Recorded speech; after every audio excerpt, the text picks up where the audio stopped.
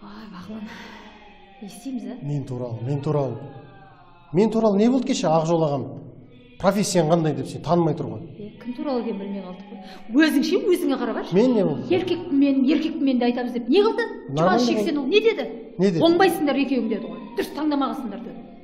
Жол қандай ән аламыз енді? Қандай ән? Білмеймін. Басқатып кетті ғой. Әділғазы алқалар кім екен ол? Кім келеді? Ұлықпан Жолдасов деді, сосын Қыдырәлі Болманов келеді деді. Қыдырәлі Болманов келеді деді? Иә. Онда бар ғой, точно мен әйелмін деген айтамыз ба? Мен әйелмін, әлемнің анасымын,